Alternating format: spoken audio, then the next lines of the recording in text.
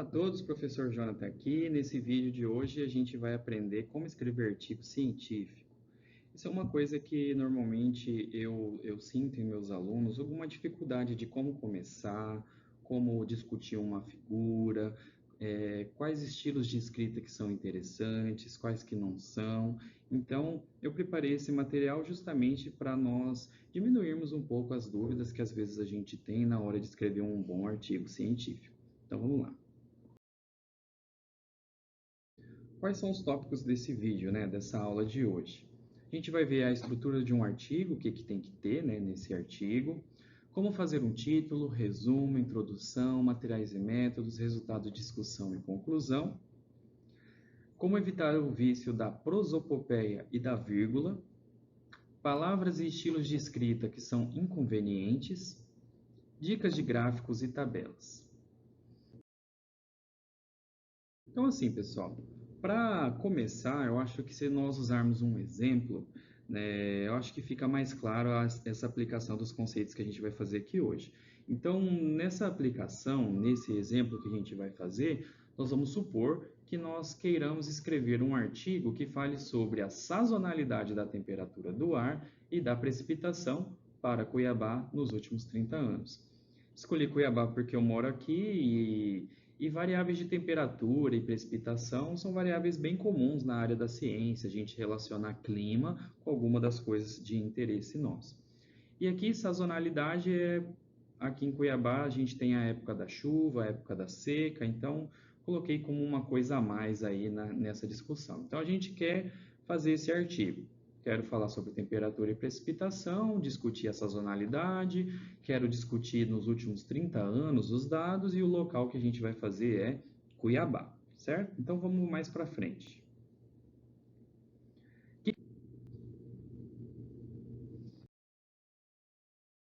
Então essas são as estruturas que a gente tem que ter num artigo. Então nós temos que ter título, resumo, introdução, materiais e métodos, resultado e discussão, conclusão e referências bibliográficas. Mas qual que é o importante aqui? Cada item desse tem uma função, mas o que é difícil é a gente estabelecer relações entre eles. Então a gente vai discutir, vai dar dicas aqui hoje de como que a gente estabelece essas relações. Para começar a discussão, vamos começar pelo resumo. O resumo, pessoal, quando a gente fala essa palavra resumo, a gente pensa, estou resumindo alguma coisa. O que eu estou resumindo? O artigo.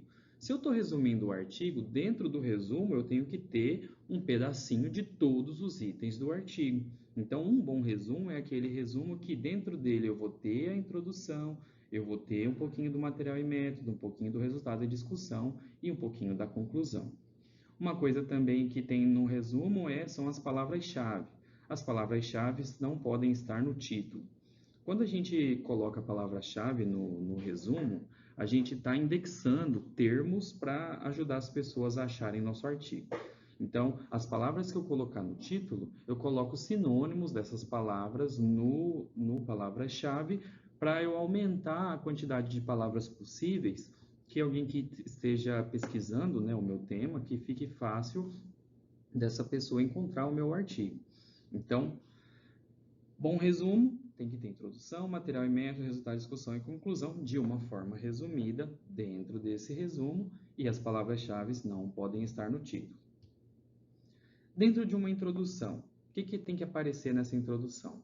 Eu tenho que comentar um pouco sobre a problemática, qual é o problema que eu estou querendo resolver, qual é a justificativa, a importância de eu escrever esse artigo, tem que ter um pouquinho da fundamentação teórica, ou seja, eu preciso definir os conceitos que eu estou abordando, sempre usando a literatura científica. E, normalmente, no último parágrafo da introdução, vai estar o nosso objetivo. Quando a gente chegar no materiais e métodos, o que a gente vai falar?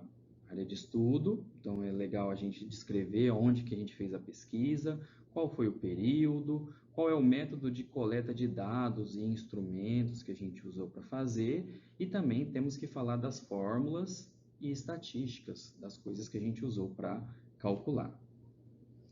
Nos resultados de discussão, então a gente vai apresentar os resultados e vamos discuti-los.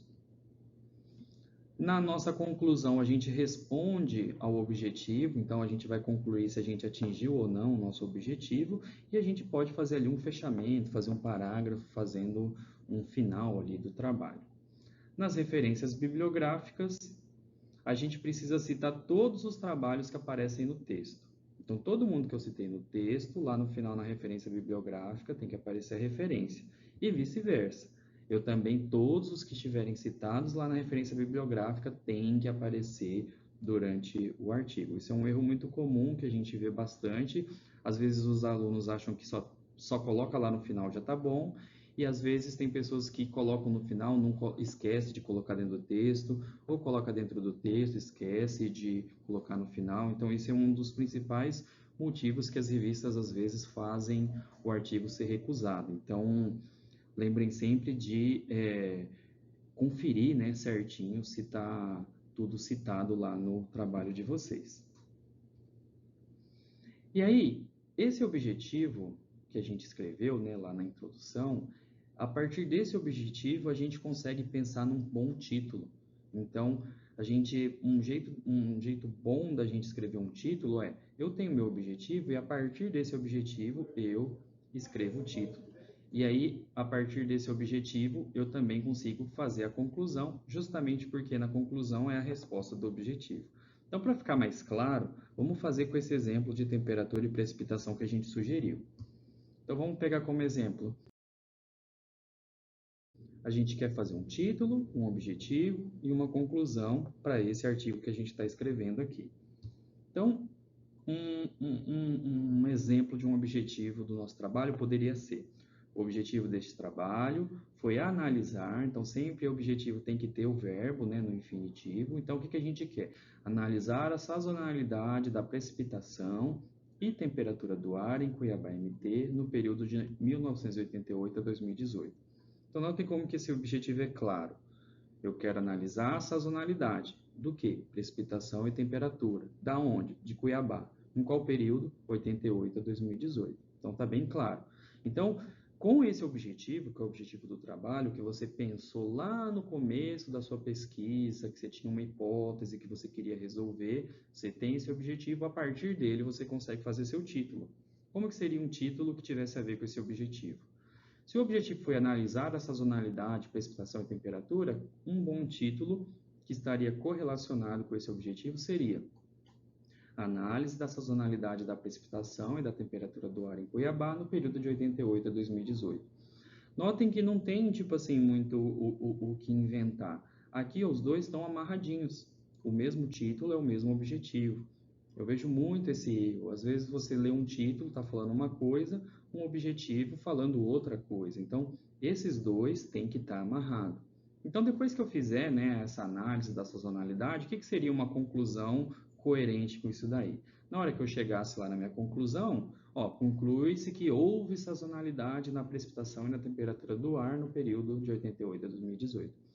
Então, notem que a conclusão, está no mesmo formato do objetivo, que está no mesmo formato do título. Então, eu concluí, eu respondi o meu objetivo. Eu queria ver se tinha sazonalidade. Tinha ou não tinha? Aqui nesse exemplo que eu usei aqui, tinha. Então, conclui-se que houve sazonalidade. Eu descobri isso a partir das análises, dos meus dados e etc. Então, título, objetivo e conclusão tem que estar amarradinho, tem que ser a mesma estrutura. Se vocês fizerem isso, a banca que vai avaliar o trabalho de vocês ou o artigo não vai ter do que reclamar de título para um lado e objetivo para o outro.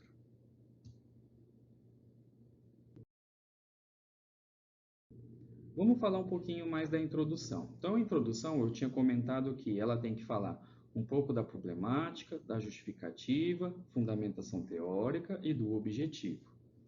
Então, vamos pensar no problemática. Como que a gente escreve uma problemática? Aqui eu coloquei alguns exemplos para ilustrar esse daqui. Vocês, no artigo de vocês, vão pensar quais problemas vocês querem resolver.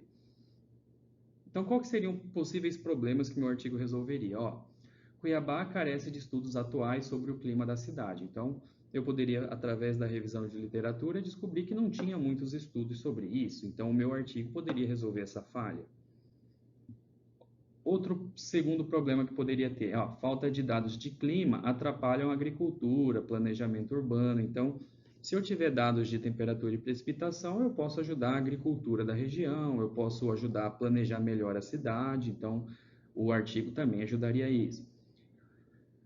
Outro exemplo, esse estudo servirá de referência a outras pesquisas, então outras pessoas que lerem meu artigo, elas podem usar o meu trabalho para referenciar, né? Então, é uma importância, é uma justificativa de fazer essa pesquisa.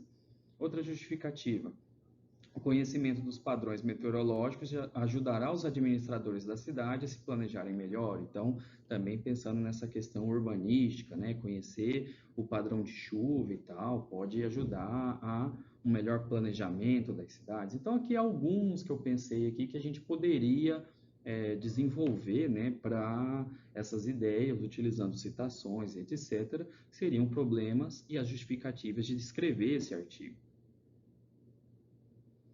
Depois, a gente precisa fazer uma fundamentação teórica, definir conceitos que a gente aborda. Então, eu posso, por exemplo, poderia, né, definir o conceito de clima, poderia usar uma classificação, por exemplo, de Köppen, que ela é famosa para fazer classificação climática. No trabalho de vocês, vocês vão pensar quais são os conceitos que eu estou envolvendo e quais são os autores que falam sobre isso, que seria legal eu citar. E aí o objetivo, a gente fecharia, né, a introdução com o objetivo que a gente fez no slide anterior. O objetivo de analisar a sazonalidade da precipitação. Então, todo esse desenvolvimento desse texto daria uma introdução bem bacana aí para o nosso trabalho. Vamos falar de materiais e métodos. Materiais e métodos a gente tem que falar do local, né, da área de estudo, do período, como que a gente coleta, fórmulas e estatísticas. Então, vamos abordar cada um desses aqui. O que poderia ter numa área de estudo? Um mapa, lembrando que o mapa a gente sempre tem que lembrar de colocar o norte, a gente tem que colocar a legenda, tem que ter a escala. Aqui, ó, vocês podem ver que tem a posição geográfica mostrando certinho onde está cada coisa. Então, um bom mapa precisa ter essas informações. Então, o mapa já está aqui. Na hora que a gente for escrever o texto, a gente falar qual cidade a gente está falando, qual é o estado, qual é o país, falar a latitude e a longitude. Então é importante a gente colocar a posição geográfica, porque às vezes uma pessoa de outro país pode estar lendo que não sabe onde fica a sua cidade, então é legal a gente colocar.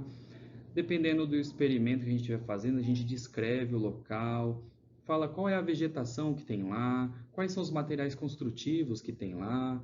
Então, eu posso estar fazendo um estudo urbano e, sei lá, as paredes podem influenciar de alguma maneira no meu experimento. Então, eu tenho que descrever esse local, né, que eu estou fazendo a minha pesquisa.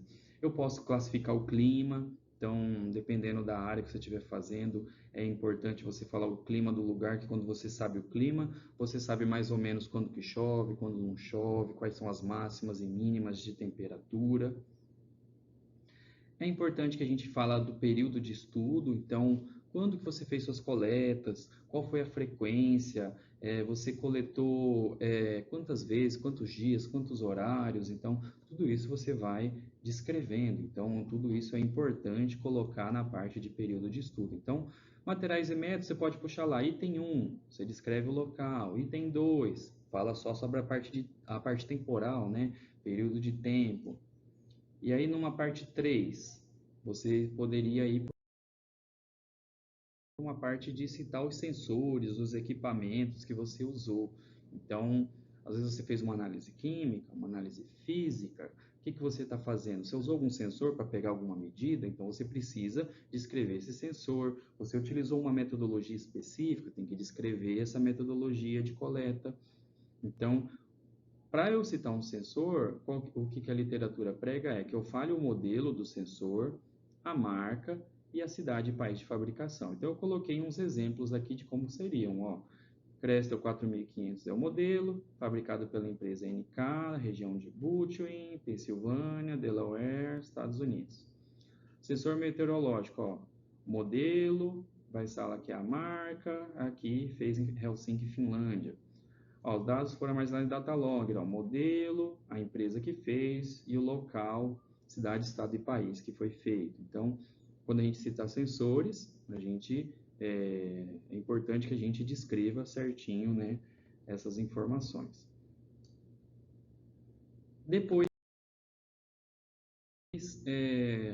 depois que a gente termina essa parte, a gente pode explicar as fórmulas, as partes estatísticas. Isso aqui é um recorte de um artigo e olha como que ele descreve, ó. Ele fala, ó, fez análise de variância, a multivariada de variância MANOVA, colocou aqui a citação de quem explica esse teste, falou qual foi o software que usou, depois nos outros aqui, ó, falou as variáveis que ele usou para calcular, depois falou mais testes aqui, ó, fez com Mogorov-Smirnov, Levene, usou no SPSS. Então, vocês podem ver que essa descrição dessa estatística está bem detalhada. Então, outra pessoa conseguiria saber os testes que foram feitos e a pessoa poderia tentar replicar. Então, o legal da ciência é isso, é que a gente consiga replicar, né, as metodologias e os testes em outros locais. Então, toda a parte estatística, matemática, é importante que a gente descreva com bastante detalhes nos nossos artigos.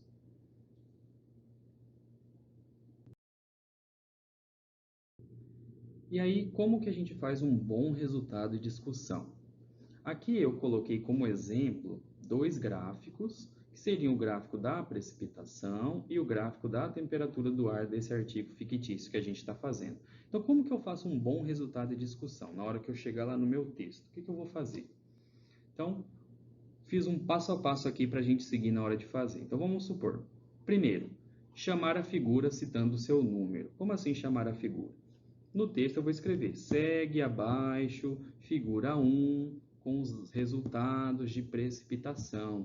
Então, notem que eu chamei a figura e eu citei o número da figura. Figura 1, falei o que ela escreveu. Então, eu só chamei, fiz um parágrafo para falar, ó, segue abaixo a figura 1. E aí, eu vou apresentar essa figura. Então, eu vou colocar minha figura lá no meu texto. Copiei meu gráfico, minha tabela, etc. Colei lá. Então, está apresentada a figura dentro do texto. Coloquei lá a imagem. 3. Vou descrever a figura, dando ênfase aos máximos, mínimos, médias, amplitudes, variações bruscas. Então, eu estou fazendo a discussão. Então, se fosse esse primeiro gráfico aqui, ó, eu poderia falar, o mês de julho foi o mês que menos choveu, o mês de fevereiro foi o mês mais chuvoso, a média da precipitação é aproximadamente 350 milímetros. Aí eu posso discutir as variações. Olha, no meio do ano ocorreu uma diminuição da precipitação, depois seguindo a sazonalidade. Então, você tem que descrever as coisas que estão aqui. Então, você tem que imaginar que é como se a pessoa não estivesse vendo a imagem. Você tem que descrever ela. Então, você vai falar as coisas que chamam mais atenção. Então, você fala os máximos, os mínimos, porcentagens de variações. Então, você tem que descrever como se você estivesse falando com uma pessoa que não está vendo o gráfico. Então, você vai escrever os números no texto, descrevendo essa figura aí. 4. Você vai explicar os porquês das variações. Então, você descreveu o valor numérico e aí você vai explicar, mas por que isso ocorreu? Então, a precipitação, é a circulação geral da atmosfera, é devido ao clima, é a radiação que aumentou, eu tinha mais água, tinha menos água. Então, você tem que explicar o porquê que está acontecendo aquilo que você está descrevendo. Então, você tem que dar uma explicação. E aí você tem que referenciar essas explicações. Então, você pode explicar com o seu conhecimento, mas é interessante que você coloque artigos científicos para comprovar essa explicação sua. Então, se você falou que é devido à falta de água, você vai colocar um artigo de alguém que analisou a falta de água daquele local, e aí você usa o artigo para referenciar as suas afirmações. Então, vamos lá, você está descrevendo, então você vai falar os valores, você vai explicar por que aumenta e por que diminui, e você vai colocar um autor para corroborar a sua explicação. Item 6. Comparar seu resultado com o de outros trabalhos, fazendo citações. Então, depois que você terminar o seu, você ainda pode comparar seu resultado com o de outros trabalhos. Então, aqui o meu resultado deu que a precipitação de fevereiro é 350, mas o outro fulaninho em outra cidade encontrou precipitação igual, diferente, maior, menor. Então, você pode comparar seus resultados com de outros trabalhos. E aí, passo 7. Repetir o passo de 1 a 6 para todos os resultados apresentados no seu trabalho. Se você colocou 5 gráficos, você vai ter que fazer do passo 1 ao 6 em 5 gráficos. Então, pessoal, isso é um exercício constante que você vai ter que fazer em todos os seus resultados, seja de figura, de tabela, ou resultado que seja somente o texto, você vai ter que fazer do passo 1 ao 6 toda vez, para todos os trabalhos, para ficar bem discutido os seus resultados em discussão e aumentar a possibilidade da sua publicação. Vamos lá, dicas de escrita. Então, nessa aula, a gente também tem algumas dicas de escrita para diminuir a possibilidade de erro. Então, lá na introdução eu comentei sobre o vício da prosopopeia. O que seria uma prosopopeia? Joguei lá no Wikipedia, no dicionário, no caso. Prosopopeia, figura pela qual o orador ou escritor empresta sentimentos humanos a seres inanimados, animais, não. Então, o que seria isso no contexto científico? É eu atribuir uma ação que seria humana por uma coisa inanimada. Então, é eu falar que o artigo, a figura, o resultado fez alguma coisa que, na verdade, quem está fazendo sou eu, que sou o autor. Vamos ver um exemplo que vai ficar mais claro. Então, assim, ver uma aplicação disso que a gente acabou de falar. Vamos tentar encontrar os erros aqui, ó. A figura apresentou o resultado de 25 milímetros de precipitação. Então, baseado na definição de prosopopeia, pausa o vídeo e pensa aí um pouquinho se você encontra qual é o erro que estaria nessa frase. Então lá, vamos supor que vocês já deram o play aí. Então, se a gente olhar, ó, a figura apresentou. Então, apresentar não é a figura que apresenta, quem apresenta é você, que é o autor. Então, a apresentação do resultado é feito na figura. Então, um jeito que poderia reescrever é: foi apresentado na figura o resultado de 25 milímetros. Porque quem que apresenta? O autor. Então, não é a figura que apresenta. Você apresenta usando, você que apresenta a figura e na figura está o resultado. Vamos ver esse outro aqui, ó.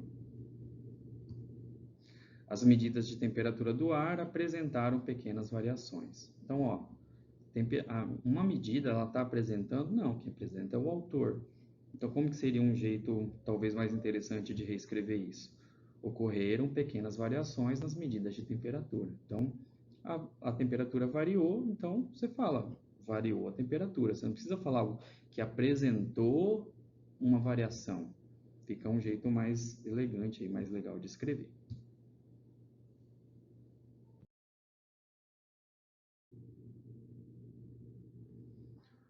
Outros erros que são comuns, sem ser esse da prosopopeia. Houve um aumento significativo nos valores. Essa palavra significativa, pessoal, ela normalmente faz referência à estatística.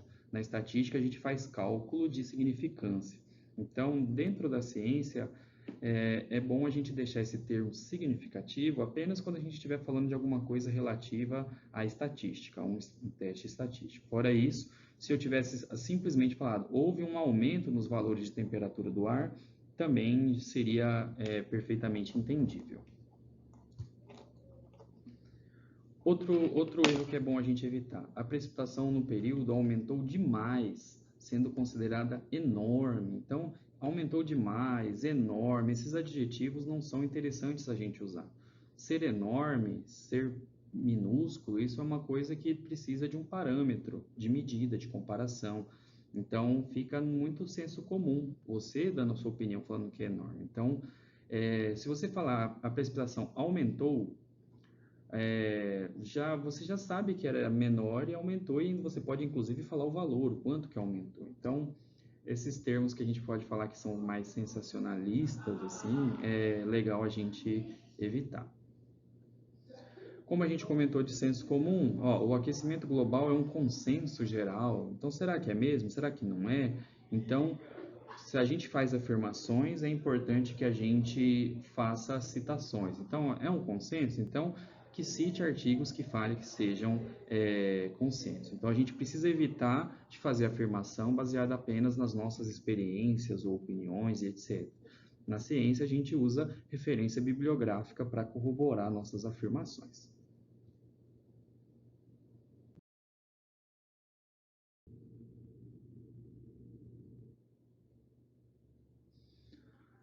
Mais uma ajudinha aqui, ó. Foram coletados vários dados e através destes resultados pode-se alguma coisa. Essa palavra através, pessoal, ela significa atravessar.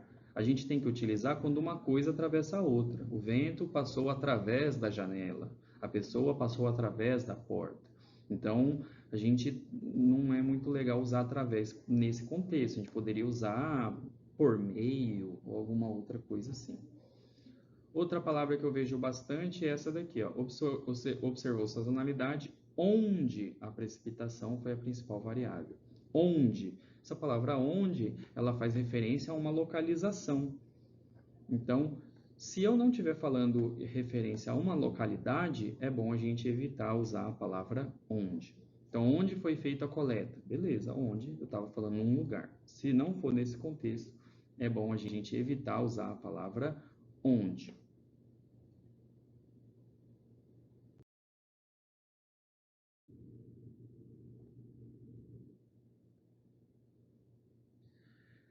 Fazer muitas afirmações sem citações também não é legal. Vamos pegar esse texto, ó. Cuiabá é conhecido nacionalmente como cidade verde, percebe-se nos últimos anos que a temperatura do ar está aumentando, inclusive vários estudos sobre temperatura do ar mediram, por isso o objetivo desse trabalho foi fazer... Então notem que são várias frases fazendo afirmações e não tem citação. A pessoa está dando a opinião dela, isso não é legal. Tem que ter citação quando a gente faz afirmação.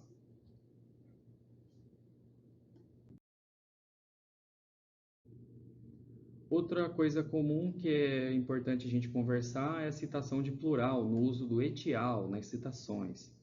O que é etial? Etial deve ser lido como e outros. Ele é uma abreviação do latim etialia ou etialia. Então, é uma abreviação de latim que significa outros. A gente usa quando a gente quer citar autores que são mais de um, mais de dois, mais de três. Então, a gente usa etial para falar que tem mais pessoas nesse artigo. Então, vamos pegar esse exemplo aqui, ó. Fulano, etial, 2018, afirma que a temperatura média foi maior. Se é fulano etial, é fulano e outros. Então, está no plural, são mais de uma pessoa. Então, eles afirmam. Eu tenho que colocar o verbo para concordar com aqui a pessoa que está no plural. Então, o correto seria afirmam. Fulano etial, então fulano e outros afirmam que a temperatura. Tem que concordar o verbo quando eu usar etial. Então, se é mais de uma pessoa, o verbo tem que estar no plural.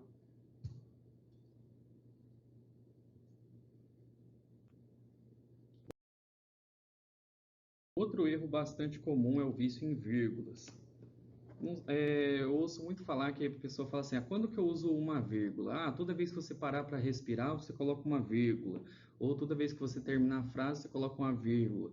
E o problema é que às vezes acontece que a pessoa coloca vírgula demais. Então, todo momento tem uma vírgula lá. Então, esse vício é bom a gente evitar. Vamos colocar um exemplo aqui, ó. Nota-se, por este gráfico, que a variação foi maior no período chuvoso. Então, com essas vírgulas, vocês percebem que, fica criando pausa no meio da leitura. Então, a gente tem uma regra na língua portuguesa que a gente não separa com vírgula o sujeito do predicado, o sujeito da ação. Então, a ação aqui, ó, nota-se por esse gráfico que a variação foi maior. Então, isso aqui não precisava ter vírgula, porque é uma coisa só, a gente não separa o sujeito do predicado. Então, poderia ser escrito assim, ó, nota-se por esse gráfico que a variação foi maior no período chuvoso. É uma coisa só, é uma frase só. É um sujeito e um predicado.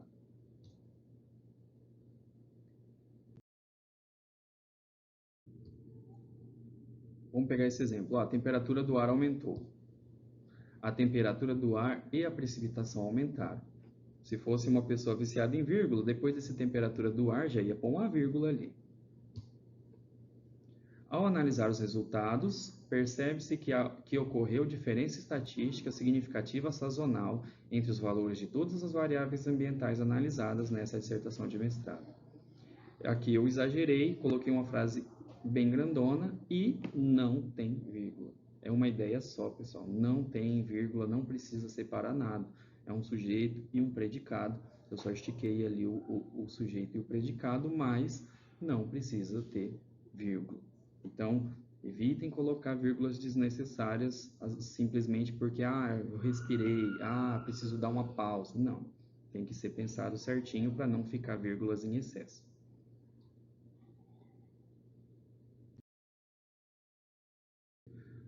Vamos dar agora umas dicas, né, sobre gráficos e tabelas, né? Eu trouxe para cá novamente aquelas figuras que foi gerado nesse artigo fictício nosso. Então, como que eu faço primeiramente a legenda da figura? Figura 1. Eu tenho que colocar o que está representado no gráfico, período e local. Então, o que está apresentado nesse primeiro gráfico aqui? Média, cada bolinha preta é uma média. Desvio padrão, então nesse caso foi feito o desvio padrão, esses risquinhos que tem aqui. É mensal, a gente pode ver aqui no eixo X que está de mês em mês, para a temperatura do ar, e isso foi feito dos anos de 88 a 2018 na cidade de Cuiabá. Muitas pessoas usariam essa figura 1, só chamaria assim, temperatura do ar, e acabou. Então, a gente tem que descrever na figura, a legenda tem que ser completa. A pessoa lendo a legenda, ela já tem que entender tudo que vai estar ali no gráfico. A pessoa não pode ficar se perguntando, o que tem ali, o que é aquele risquinho, o que é a bolinha. Não, tem que estar na legenda da figura. Outra coisa também é tamanho e fonte de letras do gráfico iguais aos do artigo. Então, se você está usando a fonte Times New Roman 12, tente fazer na sua figura Times New Roman 12 também. Pelo menos a mesma fonte. Às vezes, o tamanho não deu certo e tal, mas pelo menos a fonte. Se você está fazendo Times New Roman no trabalho, faz Times New Roman na figura. Está fazendo Arial? Usa Arial. Está fazendo Calibri? Usa Calibri. Para não ficar diversas fontes diferentes no trabalho. Isso não é bacana. Outra coisa também, pessoal, é que todos os eixos têm que ter o nome da variável e tem que ter a unidade de medida. Então, eixo Y aqui, precipitação, entre parênteses, milímetro. Temperatura do ar, entre parênteses, graus Celsius. Aqui embaixo, mês. Então, toda vez que colocar um gráfico, eixo X e Y tem que falar o nome da variável e colocar a unidade de medida.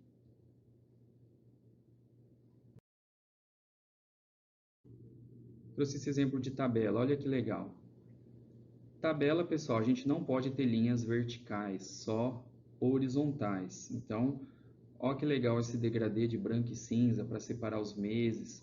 Olha essa legenda, fala qual que é a variável, fala o período, fala para qual local que foi. Então, todas as informações estão aqui.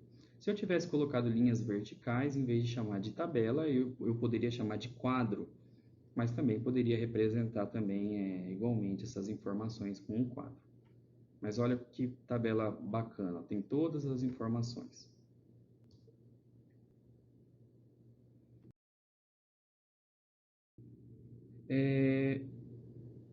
Vamos comentar alguns erros comuns em gráficos.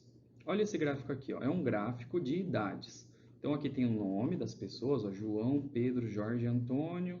Aqui está a idade, né? Dá para perceber que são crianças, por exemplo. Mas olha como que foi montado esse gráfico. Foi feito um gráfico de pontos, né? E ligado por linha. Se eu olho um gráfico de ponto ligado por linha, qual que é a impressão que eu tenho? É que esses dados são dados tipo assim, que ocorreram uma variação por um período. É como se cada ponto dependesse do ponto anterior. E e não é isso que deveria ocorrer, né? As idades de João, Pedro, Jorge e Antônio são independentes entre si. Então, eu não deveria emendar os pontos com as linhas. Então, esse é o típico gráfico que seria legal, talvez, eu usar um gráfico de barra, ou eu simplesmente deixar os pontos. Então, quando os dados não dependem entre si, não tem dependência entre si, não tem por que eu fazer a ligação com linhas. entre esses pontos. Então, eu deveria, por exemplo, usar o gráfico de barra, seria o mais adequado. Então, só uso o gráfico de linha quando o dado da frente com o de trás eles têm relações entre si. Eu só uso linha quando eu estou mostrando variações, certo? Então, se não for esse caso, não use em linha. Ou só deixa o ponto, ou faz um gráfico de barra.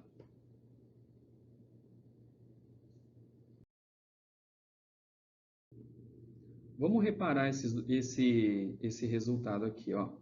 Olha essa tabela. Eu estou comparando dados de floresta e cidade. Percebam que, ó, janeiro, floresta 25, cidade 35. Fevereiro, floresta 24, cidade 34. Floresta 22, 32, 20 e 30. Então, de propósito, eu coloquei a temperatura da cidade sempre 10 graus a mais que o da floresta. Outra coisa que vocês podem perceber é, tipo assim, ó, eu diminuí 5 graus de janeiro a abril aqui na floresta e diminuí também na cidade 5 graus. Agora vamos olhar os gráficos que estão aqui embaixo. Olha esse gráfico da esquerda, que é o da floresta, e olha o gráfico da direita, que é o da cidade. Eu olhando essa informação, olhando do jeito que está aí, parece que a temperatura do ar, tipo assim, a temperatura do ar baixou muito mais que a temperatura da cidade. Parece que a floresta, ó, despencou e na cidade não. Mas se eu falar para vocês que esses dois gráficos estão corretos matematicamente falando. Se eu olhar aqui na esquerda, ó, saiu do 25 e chegou no 20. Se eu olhar aqui nesse da direita, apesar da legenda estar de 10 em 10, esse aqui, ó, ele está no 35 e esse de baixo está no 30. Então, a discussão interessante aqui é a discussão de escalas. O que acontece quando eu uso escalas erradas ou escalas diferentes? Quando eu aumento a escala, ó, de 19 a 26, eu dou ênfase a variações. Eu tenho a impressão que esse dado de floresta diminuiu bastante. Quando eu estico a escala, aqui, por exemplo, indo de 0 até 60, eu estou dando a impressão que eu acabo fazendo que o gráfico fique assim, ó, muito fininho, ele não dá essa ênfase na variação. Então, esse gráfico da direita não seria um bom gráfico, de repente, para eu mostrar, né, essas variações. Então, como aqui é um gráfico de comparação, o jeito correto seria que ambos os gráficos estivessem na mesma escala. Agora, mas matematicamente estão corretos. O gráfico da direita mostra uma variação de 5 graus, o gráfico da esquerda mostra uma variação de 5 graus. Então, notem que a gente consegue manipular quem está vendo o nosso gráfico só alterando a escala, porque a pessoa olhando aqui, ela vai ter uma impressão de que o da esquerda varia muito mais do que o da direita. Então, isso é muito utilizado em marketing, em política, por exemplo, para você demonstrar às vezes que a variação de pontos de um candidato foi maior do que do outro e tal. Então, a gente tem que prestar atenção e cuidar, tanto para quando a gente vê informações externas, mas também nos nossos artigos. Se eu estou querendo comparar dois resultados, eu tenho que colocar na mesma escala, porque daí na mesma escala eu consigo, de uma forma melhor, poder comparar.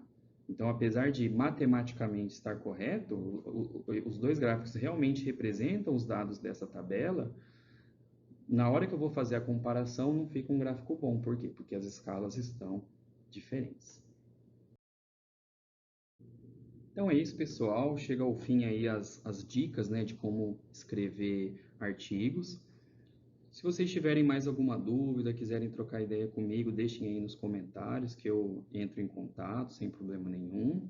E vou deixar indicado aqui uma playlist e alguns outros vídeos aí para ajudar no estudo de vocês. Então, se vocês gostaram aí do conteúdo, curtam esse vídeo. Se puderem se inscrever no canal, semanalmente estou lançando novos vídeos. E muito obrigado por ficarem até aqui.